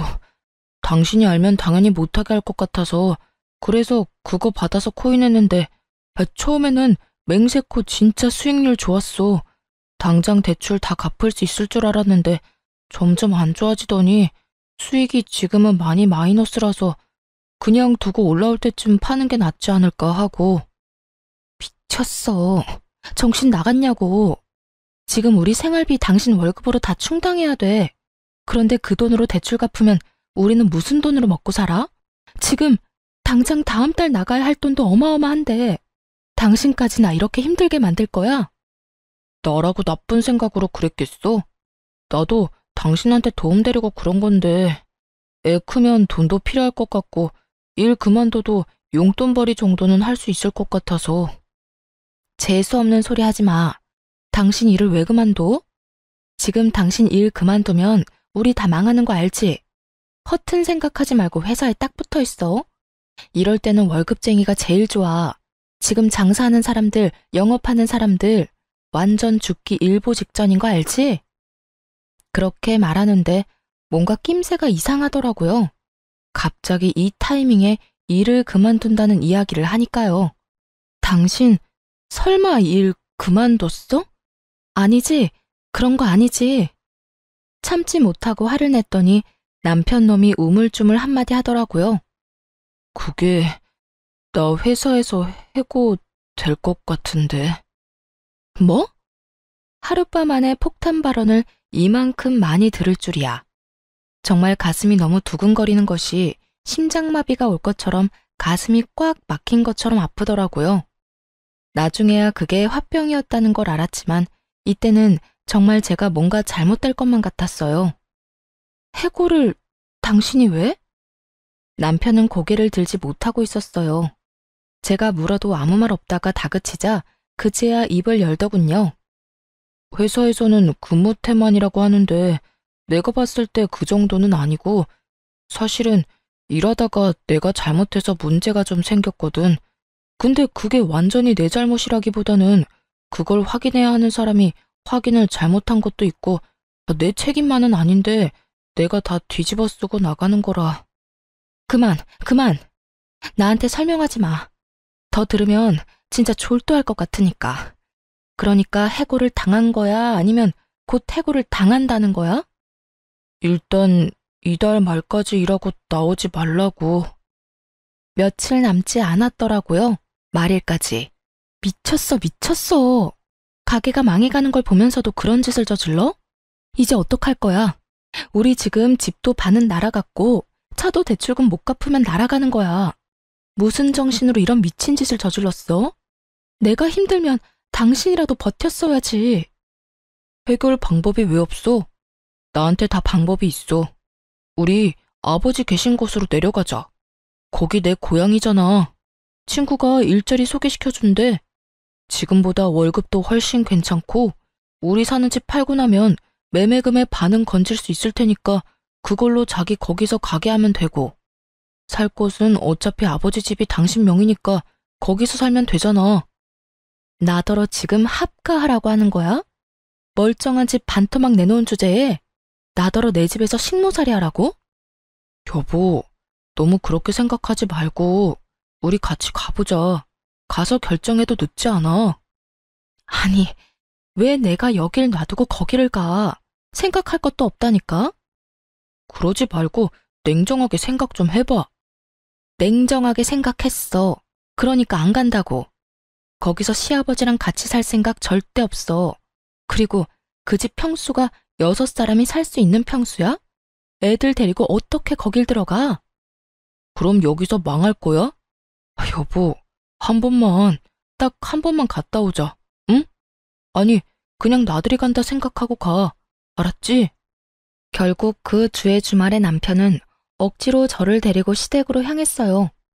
안 가겠다며 버티는 저를 끈질기게 설득하는 남편 때문에 시댁에 한번 다녀온다는 가벼운 마음으로 내려가기로 했어요. 하지만 기분이 나쁜 상태로 들른 곳이라 표정 관리가 정말 하나도 안 되더군요. 남편이 잠시 시모와 부엌에서 이야기를 나누는데 시부가 저를 안방으로 잠시 부르더군요.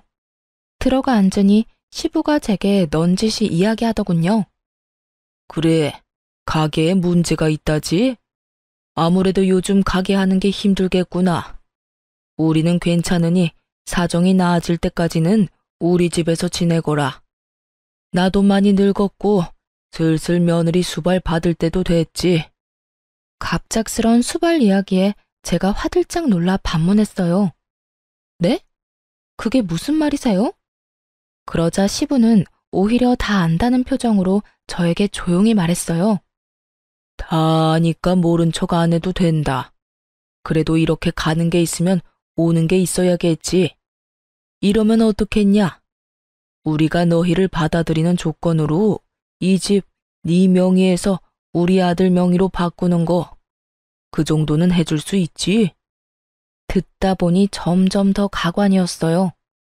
뜬금없이 수발 이야기와 명의 변경이 왜 튀어나온 건지 짐작조차 되지 않았어요. 이 집에 내려온다는 걸 남편이 미리 말했다 하더라도 이 집이 내 명의인데 왜 시부가 이렇게 아나무인으로 말하는지 모르겠더라고요.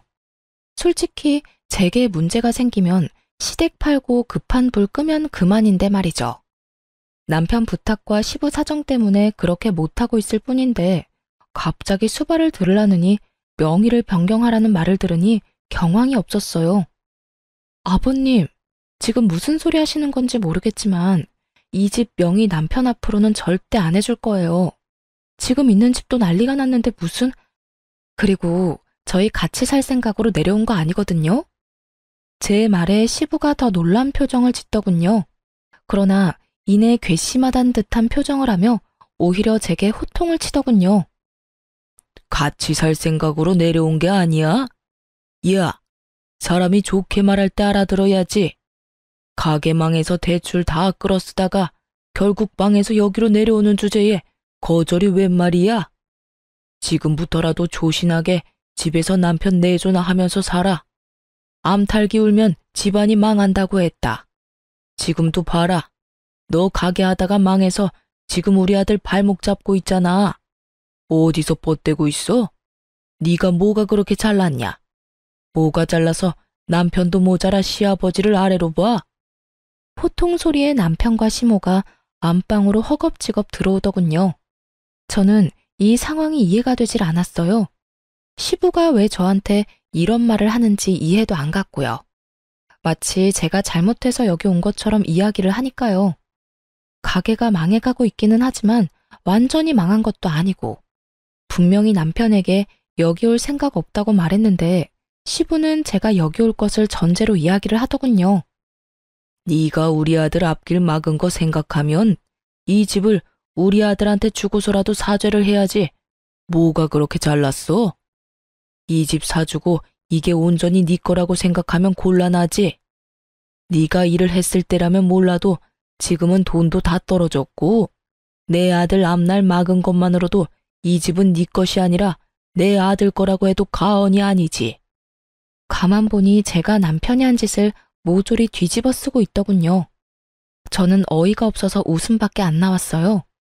시부 말을 요약해보면 내가 내 돈으로 이 집을 샀지만 내가 사고를 쳤으니까 이 집에 대한 권리는 이제 더 이상 내게는 없다는 걸 말해주고 싶은 모양이었어요.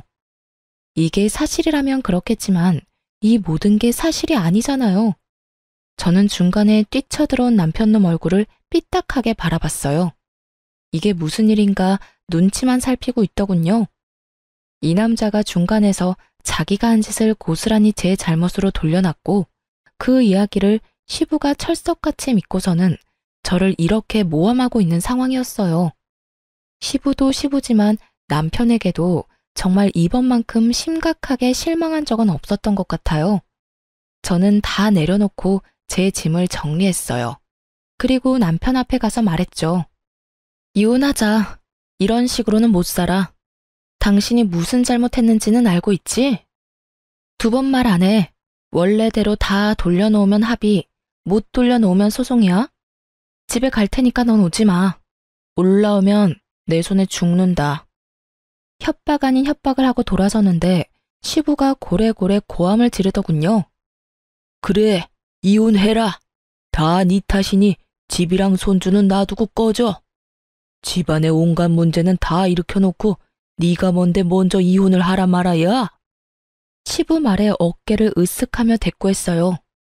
궁금한 건 아버님 아들한테 물어보세요. 저는 더 할 말 없어요. 그렇게 집으로 온 저는 변호사부터 찾아갔어요. 그리고 이혼 소장부터 남편에게 보냈죠. 이건 정말 참을 수 없는 상황이었거든요. 그랬더니 남편 놈이 놀라 집으로 냉큼 올라오더군요. 그것도 시부를 달고서 말이죠. 여보, 이거 뭐야? 나 당신이랑 이혼 못해. 왜 우리가 이혼해? 내가 잘못했어. 내가 잘못했으니까 다시 냉정하게 생각해봐. 응? 이렇게 감정적으로 생각하지 말고. 나 충분히 이성적이야. 그리고 나는 당신이랑 이혼해야겠어. 도저히 용서 못하겠으니까. 사내 놈이 돼서 여자한테 무릎이나 꿇고 우리 아들이 뭘 그렇게 잘못했다고 이 난리야? 네가 말해봐라. 우리 아들이 대체 뭘 그렇게 잘못했다고 소송이야? 아직 못 들으셨나 보네요. 아드님한테 직접 물어보시죠. 남편은 입을 꾹 다물고 있더군요. 그래서 제가 시부에게 말해줬어요. 아버님, 제 가게는 망한 게 아니에요. 그리고 집 망한 것도 제 탓이 아니고요. 집이 공동명의인데 이 사람이 저 몰래 집 담보로 대출받았고요. 자기 지분만큼 대출받은 거라 이 집은 반쪽짜리 집이 됐고 남편 몫은 없어요. 대출만 남았거든요. 팔아도 대출금 빠지고 나면 남편한테 돌아갈 돈도 없을 거예요. 그리고 자동차도 담보대출이라고 들었고요. 신용대출도 있답니다. 그 모든 대출을 왜 썼는지도 모르시는 것 같아서 알려드릴게요. 그 잘난 비트코인에 썼대요. 지금 수익은 마이너스고요. 그리고 마지막으로 회사에서 해고당했답니다. 근무 태만에 회사 일처리 잘못하는 바람에. 뭐라고? 이게 다 무슨 소리야? 망해간다는 제 가게요. 아버님이 사시는 그 집만 팔면 살릴 수 있어요. 그리고 지금 있는 집도 절반 날아간 것만큼 보충할 수 있고요. 그러니까 이혼하고 이 집 팔아버릴 거예요. 그래야 저놈 때문에 망해가는 집 일으켜 세울 수 있지 않겠어요? 야, 이게 다 무슨 소리야? 네가 진짜로 그런 짓을 했다고? 네가 우리 있는 곳으로 내려오는 거 다 네 마누라 잘못이라며? 마누라가 이것저것 대출 끌어다 써서 우리 집에 온다고 하지 않았어? 제 예상대로였어요.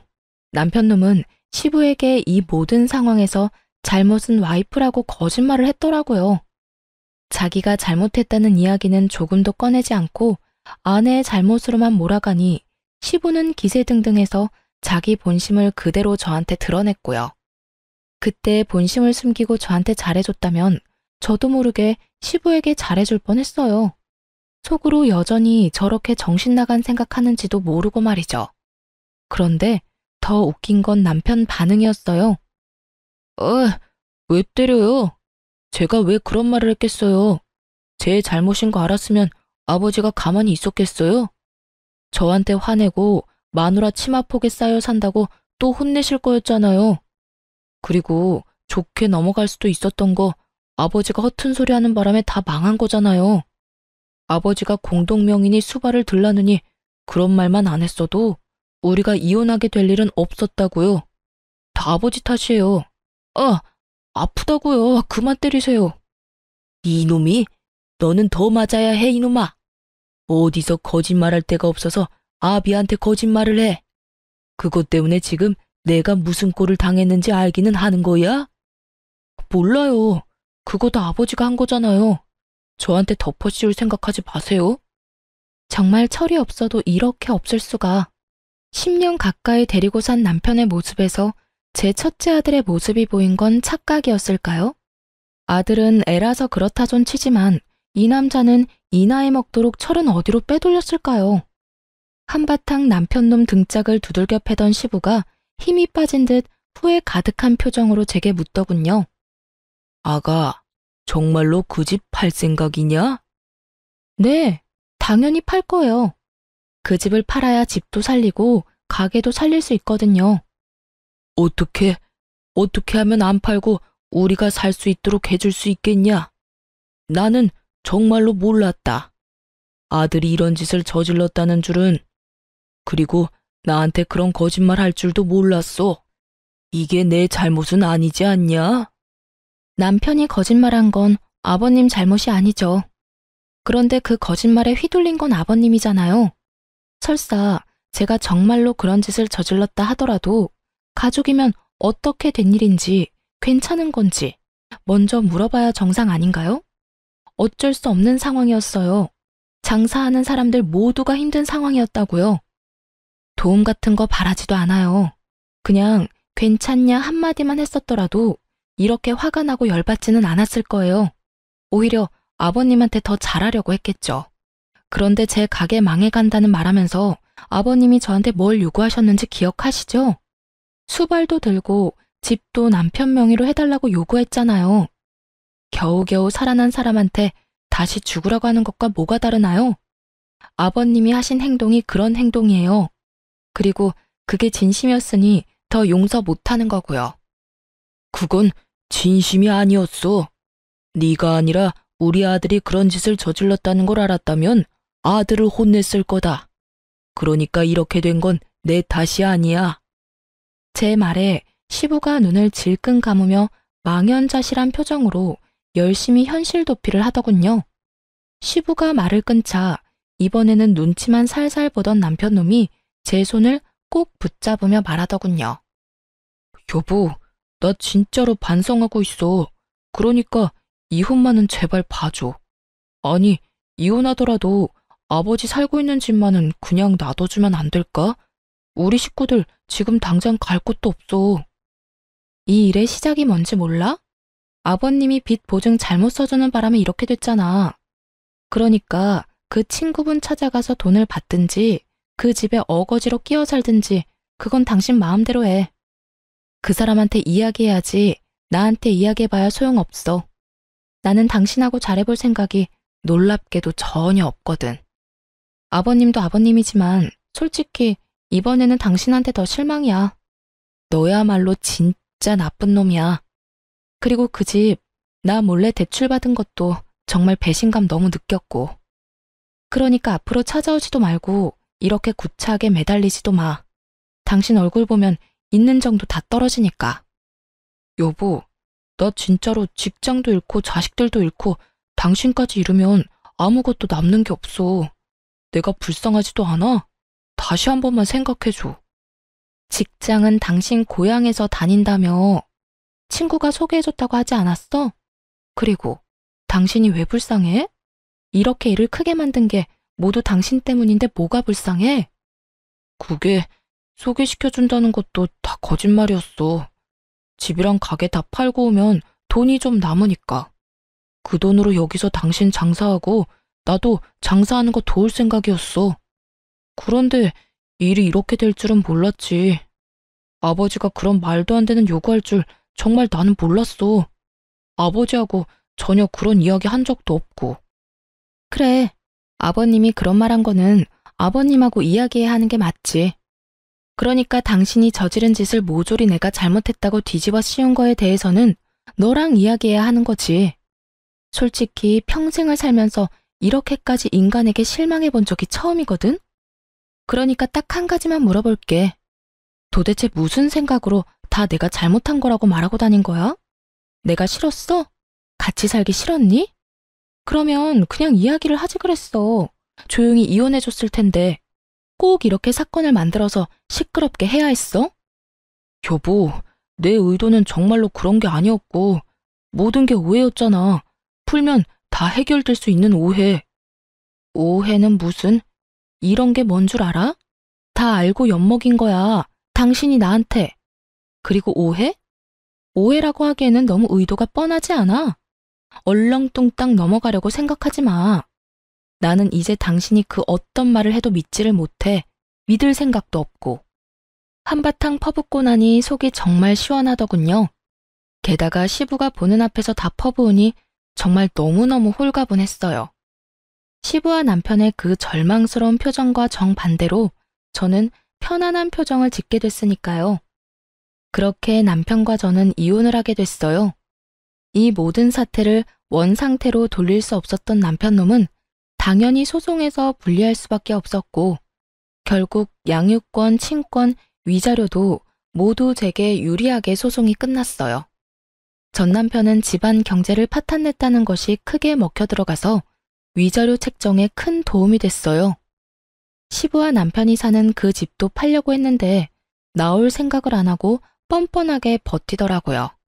그래서 그것도 소송 걸었어요. 퇴거 소송이요. 소송 걸고 나니 또 전화기 불나도록 끊임없이 전화가 오더군요.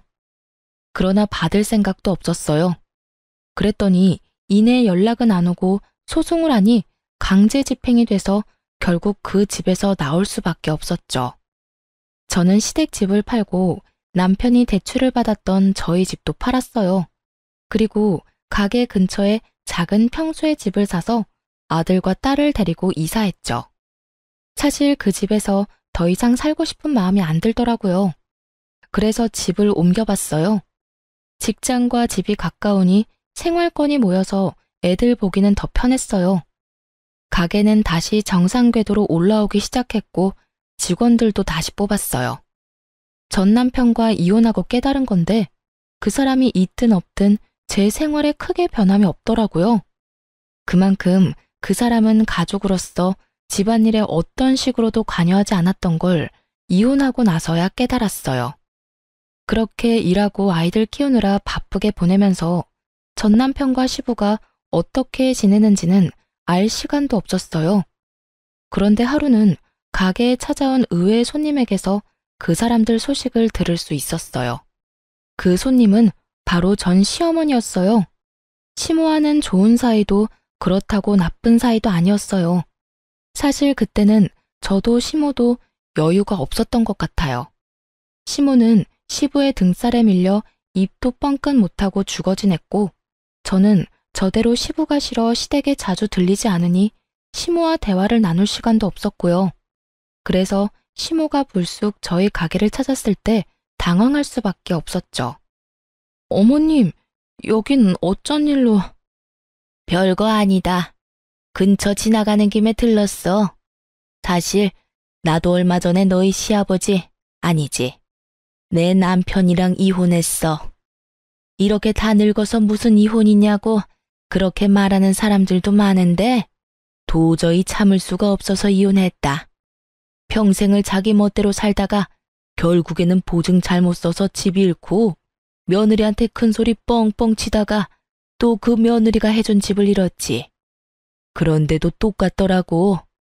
나한테는 여전히 자기가 뭐라도 되는 양 행동하는 거 있지? 일은 내가 다 하는데 말이지. 들어보니 처음에는 시모가 허드렛 일을 하며 두 사람을 먹여 살린 모양이었어요. 그러다가 결국 두 부자가 하는 행동에 열받아서 이혼하고 그 집에서 나와버린 거고요. 많이 속상하셨겠어요. 어머님 연세도 많은데 일하시려면. 근데 의외로 일하는 건 너무 좋더라. 내 돈 벌어서 눈치 안 보고 내 돈 쓰는 거 너무너무 기분 좋았어. 여태껏 남편 등살에 바깥일이라고는 못 해보고 살았거든. 매번 남편이 주는 돈으로 아껴가며 생활하고 모자라면 친정에 빌려 쓰고 돈 생기면 갚고 그런 생활을 오랫동안 해왔어. 그러다 보니 돈을 쓸 때마다 눈치가 보이더라고. 근데 이제 그런 거 없이 원하는 대로 쓸 수 있으니까 너무 좋았지. 그럼 어머님은 아예 따로 사시는 건가요? 그래. 속 답답해서 같이 못 살겠더라고. 자식놈은 대출도 못 갚으면서 집안에서 탱자탱자 놀기 바쁘고 남편 놈은 예전처럼 어디 가서 거물 흉내 내고 싶어서 환장을 했지. 그런데 집도 없고 돈도 없는데 흉내를 내고 싶어도 안 되는 거야.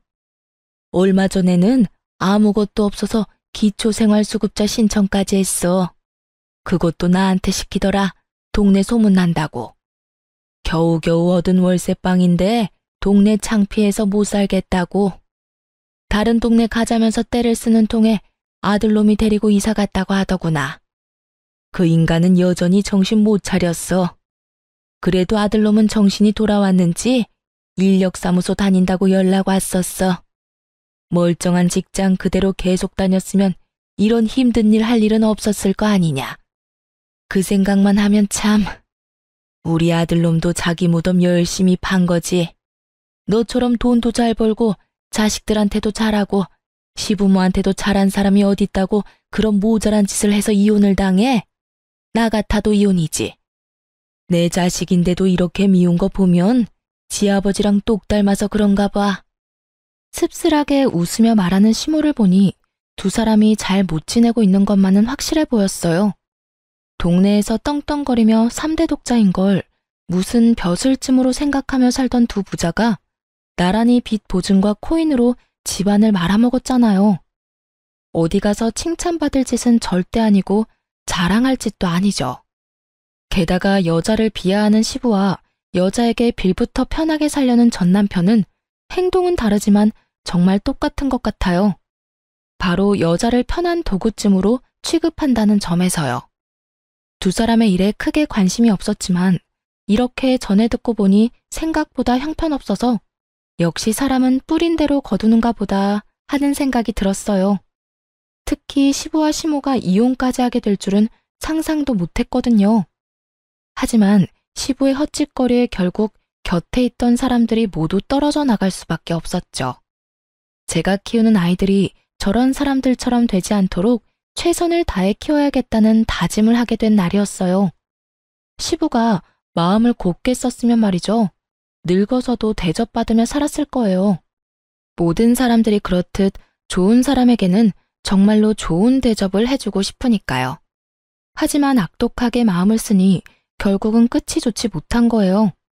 자기 팔자 자기가 꼬았다는 거죠. 저도 잊고 살려고 하고 있었는데 우연히 시모를 만나고서 기억이 촘촘히 떠오르더군요. 이런 시부모가 아직도 있나 하는 생각으로 제 사연을 써봤는데 어떠셨나요? 쓰다 보니 길어졌네요. 지금까지 저와 함께 해주셔서 감사합니다.